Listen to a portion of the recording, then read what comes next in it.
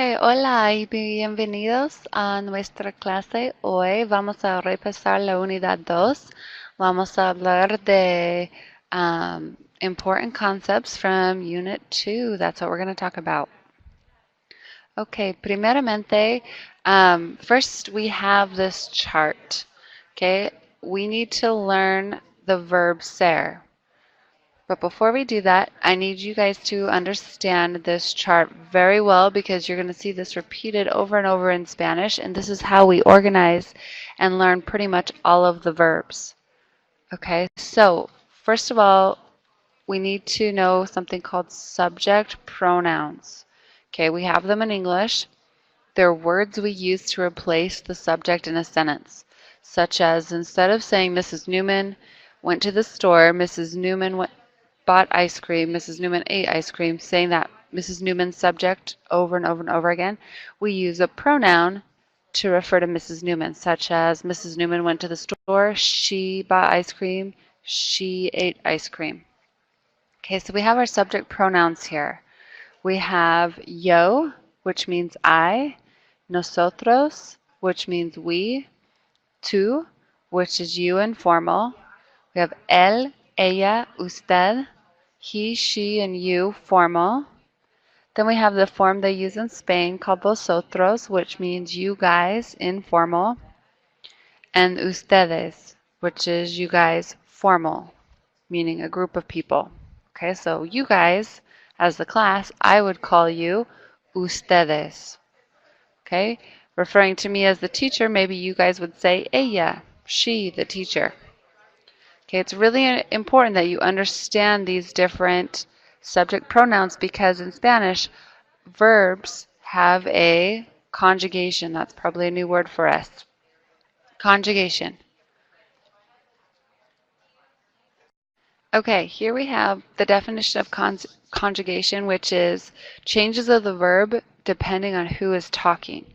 And I'll explain what this means and we'll go through it and it will all make sense by the time we're done, I promise. But right now just know that the conjugation of the verb changes depending on who talks. And we have this same thing in English. We would say I eat and he or she eats. Same thing, depending on who is talking, we change that conjugation of the verb. We would never say I eats or we eats, right? That sounds weird to us. That's because we all just know that. So same thing in Spanish. The only difference is there's a lot more of them. Whereas in English, we could use eat for I eat, you eat, we eat, they eat, right? About 4 different subject pronouns, we could say, all share the same conjugation. In Spanish, let's go back to our chart here. In Spanish, we have these basically 6 different conjugations. 6 different subject pronouns, and each is going to have their own conjugation. So let's look at how this applies with the verb ser, which means to be. In English, we know this as am, are, is, right? These are our conjugations right here in English. I am, you are, he is, or she is, right? So we don't have as many conjugations. We only have 3 in English, and Spanish has 6. But it's the same idea. It's the exact same thing. I am means the same thing as are. We change it depending on who is speaking. So let's look at this here. We have yo, soy. That's the conjugation. So that would mean I am. Tú eres. That's the conjugation for tú. So that would mean you are. We have él, ella, usted, es. So that's he, she, or you. Kind of like is. Nosotros somos, we are. Vosotros sois, you guys are. Ustedes son. And I should add on there ellos. Ustedes or ellos. Ellos being they. So this is something you want to be very familiar with. You need to understand this moving forward. You definitely need to know these different conjugations. Okay, now what's really cool here, and something you may notice as we go forward, because each of these subject pronouns only have this specific conjugation that goes with them, you can sometimes drop the subject pronoun and just say the verb. Okay? The reason being is that once you memorize this and know it and understand it, we just understand. For example, soy. Soy goes with I. You would never say nosotros soy. That wouldn't make sense. That would be literally saying we, I am. Doesn't make sense. Okay? In English, if we look up here, again, am, are, is, we could never do that. If I just said am going, you would wonder who's going, because we might use that with different people. Okay, like are. You are, we are, they are. Different subject pronouns can be associated with this verb. In Spanish, only those subject pronouns I have listed here in red, and in this one also ellos would be included, will only ever be associated with that particular conjugation. So if I didn't say yo, took that out, and I just said soy de Arizona, you would know I mean I am from Arizona. If I said somos de Arizona, you would know we are from Arizona. So you can either say yo soy de Arizona, or you can say soy de Arizona. It will mean the same thing. Okay, sometimes like with this one, when you have LA and usted, that's three different people you could be referring to. So you can just say like este Arizona, but you would want to make sure that the name has been already said. Like maybe we're talking about John, right? And in that conversation, I say he is from Arizona. That would make sense in that conversation. If you had no idea who I was talking about and I just said este Arizona, you would be like, I have no idea who that is. Okay, so you just want to make sure sometimes you've said the name beforehand with that one. But other than that, it's always going to make sense if you just use that verb. Okay, make sure you understand this, and if you need to write this down in your own notes or come back to this, this is very important that you understand how this chart works. If you have any questions at this point, I say contact Mrs. Newman right away, and I'll go over this with you. Okay, so to do some practice here, I want you to think about what this means in English. You're translating this to English, okay? Yo soy de Arizona. Using that verb chart, you should know if this verb ser means to be. This means I am. So I am from Arizona. Okay, nosotros somos de Guatemala. You can go back to that verb chart, look up the meaning. Nosotros means we, somos means are, and these two go together. This is the subject pronoun. This is the verb conjugation that goes with that subject pronoun. Nosotros somos. Tú eres. So you are. Ellos son. Ellos son. They are. Ella es. She is. Okay, let's look at the verb gustar, since you're starting to work with that. Now gustar, I have the same verb chart set up here. As you'll notice, all verb charts can be set up like this in Spanish, so you want to be very familiar with this, and it's always the same order with the subject pronouns, always. Okay, now you'll notice with gustar, we would say gustar is an irregular verb. Okay, and it's really a more advanced type of verb than we're going to get into right now. Okay, it's called a reflexive verb. So I'm not going to go into major detail with that, but I want to point out that notice the conjugation is almost the same in every box. Gusta, gusta, gusta, gusta, gusta, gusta. Okay, so that's different than ser that we just looked at. Okay, not very many verbs are like this verb gustar. Okay, now what you do notice is different, and what changes is this pronoun right in front of it. This pronoun changes who we're talking about. Okay, and the reason for this is because even though I have up here gustar means to like, the verb itself actually means it pleases. So if we're saying it pleases, we need to say who does it please? Like it pleases me, it pleases them, it pleases us. Okay, so that's where we're putting in these pronouns ahead of time. Me refers to me. So me gusta literally means it pleases me. Okay, you don't have to memorize everything I'm saying right now. This is just more information for you if you want to kind of understand what we're looking at and how this works. If that's too much for you, then just know me gusta means I like. Te gusta is you like. Le gusta is he, she, or you like. Nos gusta, we like. Os gusta, you guys informal like. Les gusta would be you guys like or they like. That's all you really need to know moving forward. Okay? Just that these different pronouns go with this verb gusta, and it means to like. Okay, so here we have some sentences to show you how to put it together. Okay, this is within your unit. You should have seen this chart. Here you have a mí me gusta dibujar. So if we took off the words a mí for right now and we just say me gusta dibujar, we've just formed our first sentence in Spanish. Right? Me gusta dibujar. I like to draw. That's what that means. Okay? I'm just ignoring the blue letters for right now. I'm just looking at the red part. So let's go through this. Me gusta dibujar. I like to draw. Te gusta dibujar. You like to draw.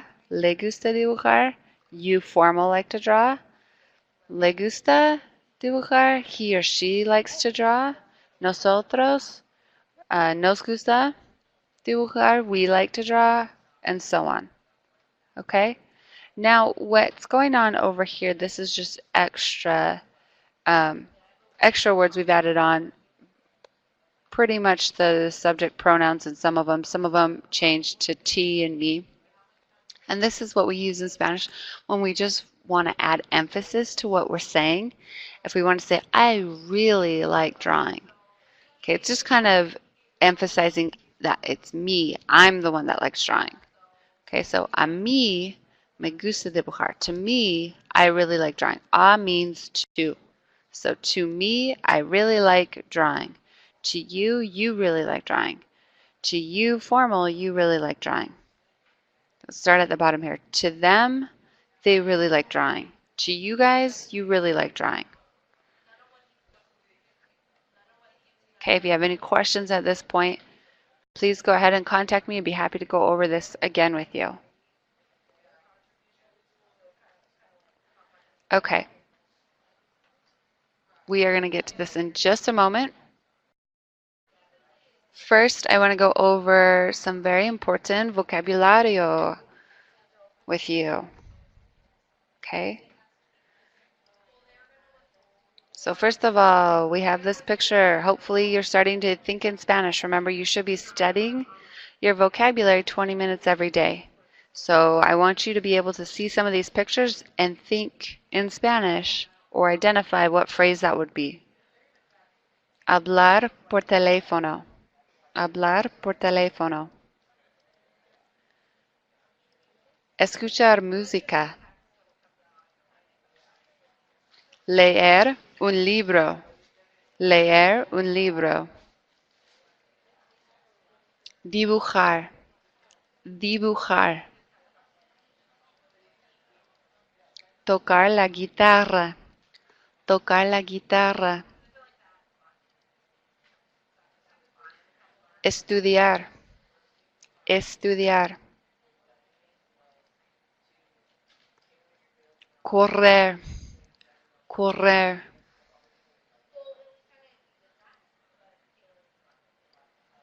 pasear, pasear.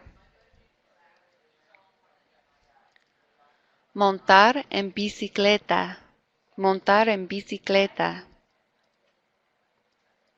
Jugar al fútbol, jugar al fútbol. Andar en patineta, andar en patineta. Comprar, comprar. Comer, comer. Beber, beber.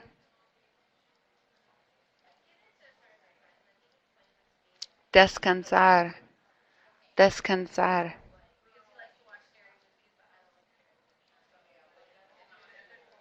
Mirar la televisión, mirar la televisión. Pasar un rato con los amigos, pasar un rato con los amigos. Y tocar la guitarra. Hacer la tarea, hacer la tarea. Trabajar, trabajar. Alquilar un DVD, alquilar un DVD. Aprender, aprender el español. El jugo, el agua,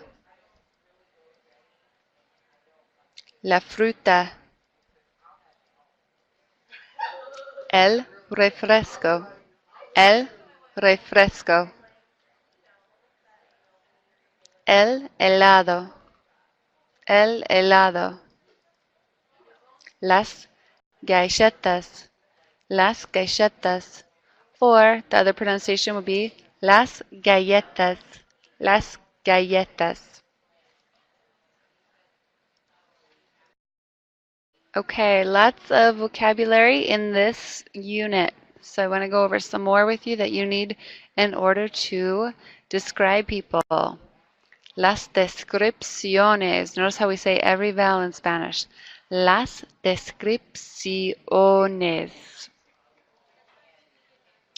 ¿Cómo es usted? ¿Cómo es usted? What are you like?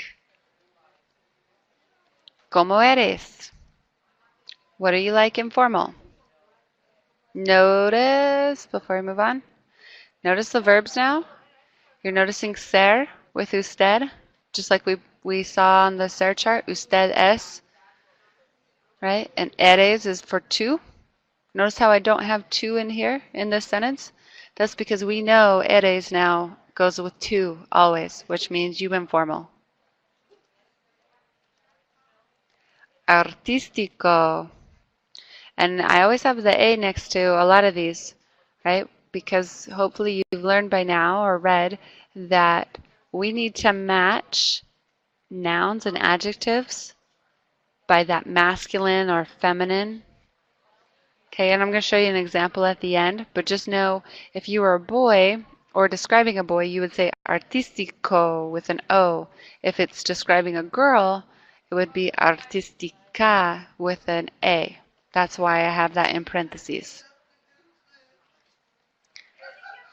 Atlético, atlética.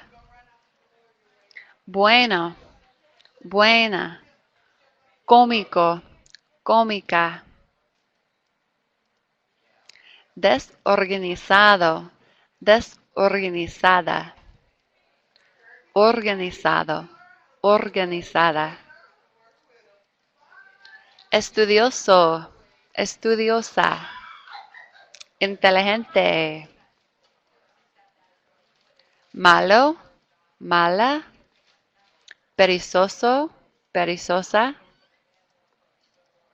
Serio, seria. Simpático, simpática. Trabajador, trabajadora. Notice how that word looks very similar to trabajar, which is the verb meaning to work. bonito, bonita, guapo, guapa, alto, alta, bajo, baja, joven, viejo, vieja, pelirrojo, pelirroja, pelo rubio, pelo rubia, pelo castaño, grande, pequeño, tengo, I have. So that comes from the verb tener that you will learn probably later on, but this is just an FYI coming up. Tiene means he, she, or usted has. El amigo, la amiga, el chico, la chica, el estudiante, or notice here we'd say la estudiante if it's a girl. So instead of changing the ending here, we changed the article in front of it, the word the. La persona, el hombre, la mujer, muy, un poco, porque, todos or todas.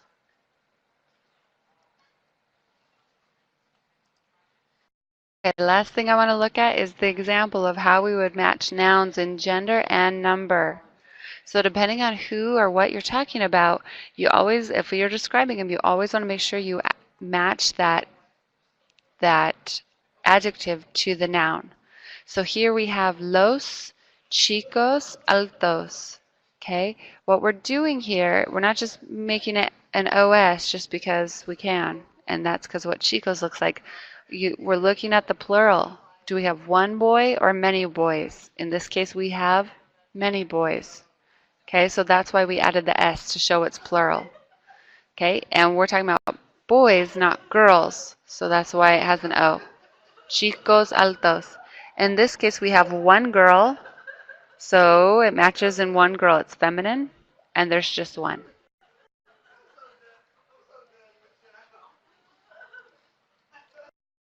Okay, for those of you who are wanting to earn credit for a synchronous session, you need to message me with the answers to these questions. If any of you guys have questions or concerns, please contact me. I'd be happy to go over this with you one by one.